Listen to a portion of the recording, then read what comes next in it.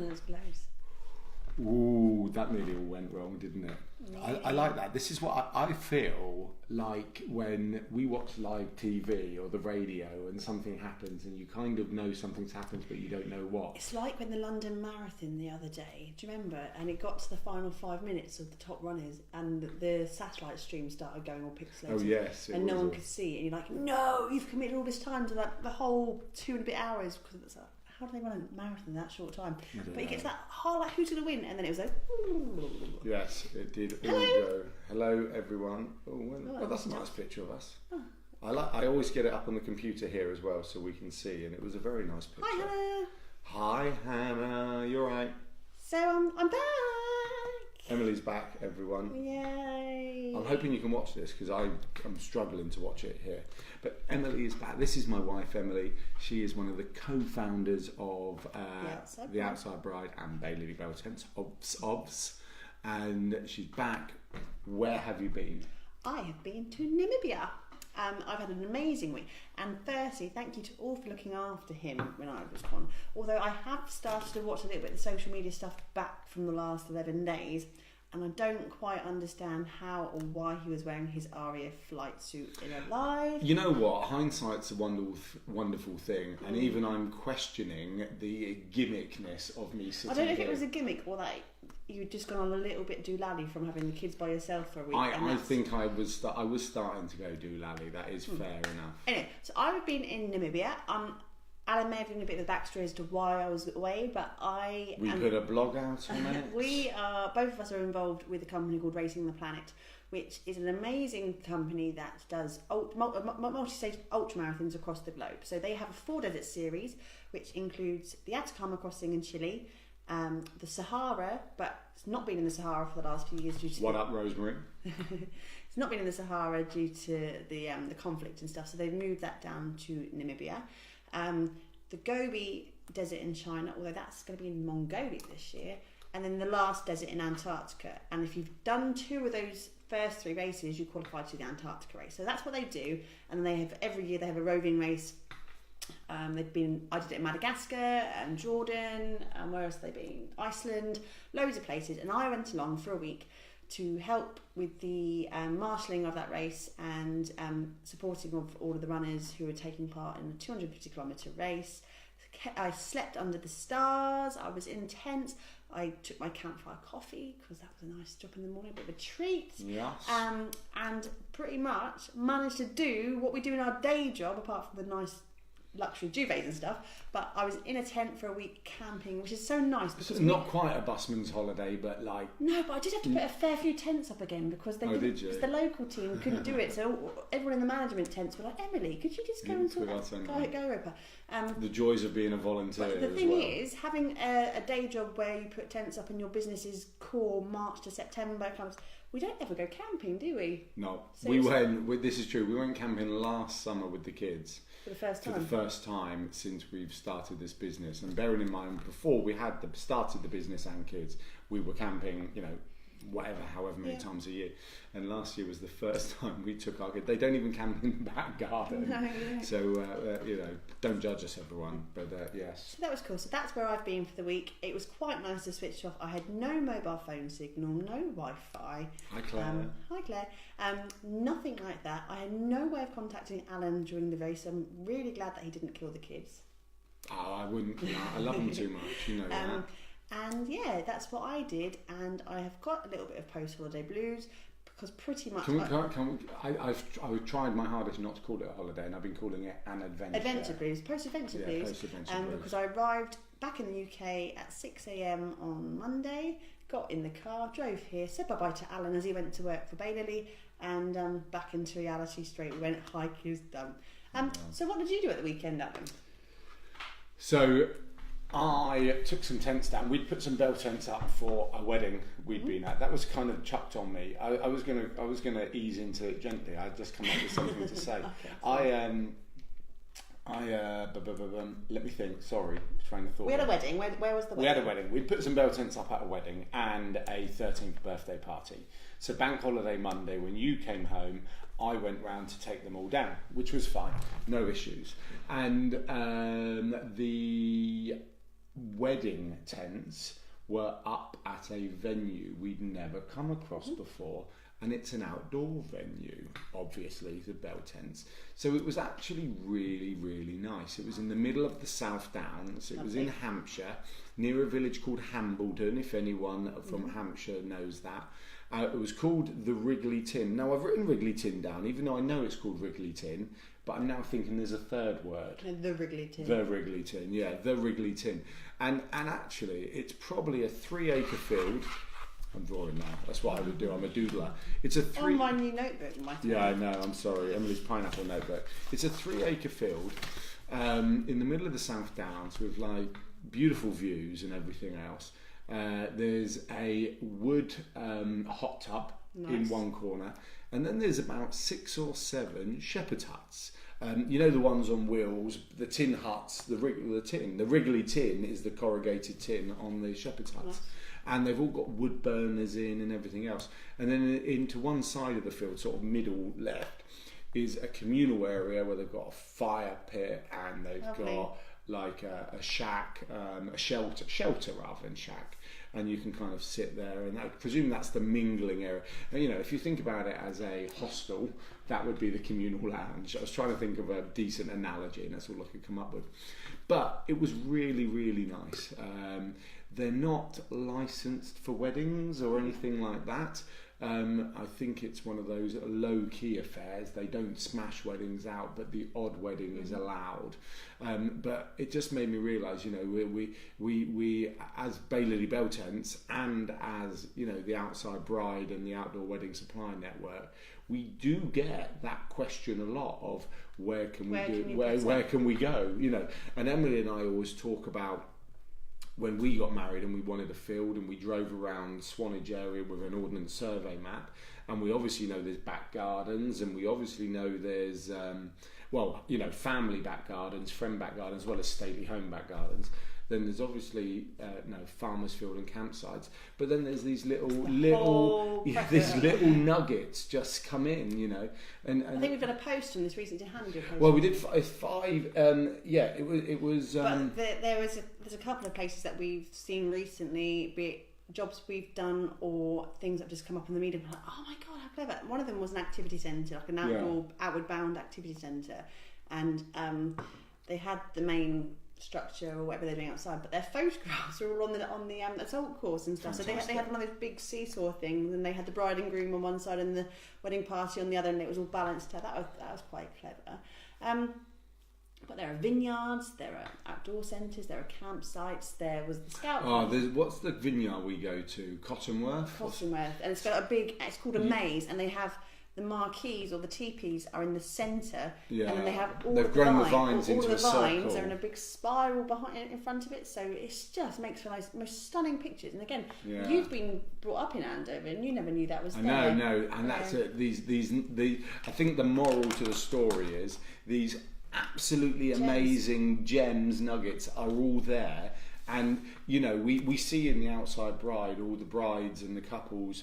Like we saw some homemade confetti this week, and we know, is it Charlotte who went foraging for bottles? Miss Stunning foraging woman. You know, and if you want to continue that theme of making your own stuff, searching for your own stuff, then these venues are there to be found. They're absolutely there to be found. And the thing is, they're not always on HampshireWeddingVenues.com or Dorset or Norfolk Wedding.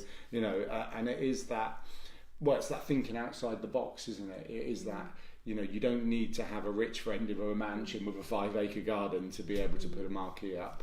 But in terms of actual fixed venues and proper venues, myself and Hannah... Hi, Hannah. Whoa. You can't just segue in. I'm now going to go. So what have you been up to today, Emily? So, in terms you can't just steal the conversation. It was not a flow. You stole the conversation. Hold on. Anyway, that's where I was at the weekend. Emily, what have you been up to today? Today, Hannah and myself, hi Hannah, we were very lucky to be able to go to one of the press days at a New Hampshire wedding venue that's launching or has launched. They're yet to have their first wedding. Their first wedding is going to be in September, so we went to see it in its very rawest state. It's still got a lot of work to be done to it in terms of the groundworks and stuff, but it was a barn, and what I loved about it is called the Barn at Abington. Can I interject very quickly? Yep. we in the office have the conversation about barns as outdoor weddings a lot. And we've sort of agreed that in principle a barn wedding's an outdoor wedding. It depends, because this particular venue was actually tied in with outside weddings perfectly. It was a barn, but the outside space and the ceremony space and the glamping side of it. And those sleeping pods, we've put a picture up. Yeah, we put it today. It was like it's an apex. It was really nice, and what I liked about this particular barn, unlike some of the millions of barns we see all the time on social media and stuff, which are lovely, all very rustic. No, you can't diss anyone. I'm not dissing. I'm saying they're all very rustic, very. We love them all. Wooden clad or stone or very oldie worldy kind of. They look like they're grade 2 listed all the time. This was a very industrial barn, almost like with corrugated iron. It was an industrial standard modern barn with an ironclad ceiling, roof, corrugated ceiling, and like the brick. Tin. A bit like it, yeah, and brick. But it was clinical, wasn't it? If you saw the pictures, it was white walls, really all whitewashed walls. But I quite liked that kind of blank canvas effect. Yes, you weren't there. Well, no, you've shown me the pictures. I've seen the videos. It had white walls. It had like a concrete poured floor. It had lovely big Edison bulbs going through it. So it had that really like industrial, urban, minimalist kind of space, but it's a complete blank canvas, and I really liked it. I think there are things that people could do. Some people don't always like to have complete blank canvases, but I think if you had the image and some of their website images and some of their style shoot images they've had these massive, like they get the big flower clouds, type big massive things. They had them suspended from the ceilings. I think they're beautiful, and I like with barns sometimes, even though it's not as a traditional outside space, you can bring that outside element in, and then almost tie that in with if they've got gardens or grass outside, you can really kind of bring the two together so it becomes one big space together. And I liked it, and their ceremony space overlooked the water. It was all very pretty. Anything water works for me, doesn't it? So no. So that's what I did. That's fab. So let's be brutally honest. We haven't got any questions this evening. So if you have a question about your wedding, feel free to post it up. So that's why we are covering all these bits, and we have a few more bits to go through. We were meant to ask this at the beginning, but I don't know if this is a relevant question anymore. So you can ask. Right, yeah. Anyway, if you're planning your wedding at the moment, what is your current predicament? What's the pain point you like, don't you? What is the current predicament? What's the pain point? What's the bit that if you do wake up early, the wind's picking up outside and our patio umbrella was starting to go like this, and I was like, oh, do I need to tie that down? Well, yeah, what is your pain point? What is the bit that you think about when you go, oh bugger, I haven't solved that yet? And it can't be the groom, because in theory you're happy with them, all right, or it can't be the bride to be, because in theory you're happy with them as well. I need to stop playing with Lily Rose's hair clip. So what is your pain point? What's your current predicament? Feel free to pop it up here, and we will, if you want us to, offer an opinion to see if we can help. Anyway, moving on. So we've covered, we've got that to cover. And we've got this to cover. Let's do this, or do you want to do that last? I'll do that, yeah. Well, I was going to do that. Well, you do that, and then I will just mention the question they put in the group this week. Okay. We just need to say a massive, massive, massive, huge congratulations. What does she do in Pretty Woman? Huge, something like that. I don't know. Keep going. No, you like all those films. I like Pretty Woman. Helen Day, who is in this group, she's one of our brides. She's one of my brides, actually, that I've been working with. She is getting married this weekend. So to Helen and Kieran, we wish you a very happy, happy, happy, happy wedding weekend, and we hope you have an amazing day. And we can't wait to see the pictures afterwards. Yeah, we're putting some tents up for you. And really, and more than that, you're venue styling, aren't you? So we have been involved with their wedding for a good old year or so now, maybe a little bit longer than that, maybe 18 months it's been. We've been involved with their wedding, and they're having it at a campsite. They're having a really, really lovely, low-key, relaxed, family fun weekend, and we are very happy to be helping with their styling. And I'm not going to say anything about their styling right now until after the event. Yeah, definitely. But I can't wait to share the pictures with you because Helen, it's a blinder. It's really, really cool. And I'm really going to do the biggest of sundances for you this weekend because it deserves to happen. Well, the last forecast I saw said it was going to be sunny on Saturday. The other thing is Helen did pop a question into the group this week. She asked about marquee heaters. Helen's got a Capri marquee. For those of you who don't know, that's... it's I don't know how to explain it. They're more of the party tent style, aren't they? They're more I don't think that doesn't. They're dome-like. They with dome-like with points in the corners, and they look absolutely fantastic. To coin my special phrase, they look they're amazing. And Helen was asking about does she need a heater? So with my marquee company hat on, but I don't wear anymore, but I like to don for these sorts of things. We always said, you do not need a marquee heater outside of May to August. Saying that, we got married September the 15th with a marquee heater and it didn't get switched on. We had 120 odd plus people dancing and drunk. 144 dancing and drunk in our marquee, and there was no need to turn it on. Hi Gary. Saying that, the forecast is looking slightly cooler on Saturday. So, you know what? If you're not sure, I appreciate you have a budget, you're trying to work to it, you don't want to pay for these things that you don't want to pay for. But I get the pressures about cold. No one likes being cold. So, I think a marquee heater's probably 150, 200. I've seen them. I don't know what the price is. Well, I did say to Helen, and I don't always like putting these things out in public, but when we used to cross hire them in marquee world, we would hire them back out, and we did not make a big markup. We used to do those sorts of things more or less at cost as part of the the package we were offering. I think we used to put it out at about 150. Yeah. But we had found a particularly reasonable supplier. There was another supplier we used who... Sorry, I thought it was a kid awake. He's a child awake. Ignore it. Yeah, was a lot more expensive. But then we've seen that before. I've seen that when cross-hiring linings from a couple of local companies. One company was twice the price of another company for exactly the same product. And like when I say the same, it's not like to use it. I'll be back. What I would say though with marquee heater, especially if you've got a Capri marquee, they are brilliant.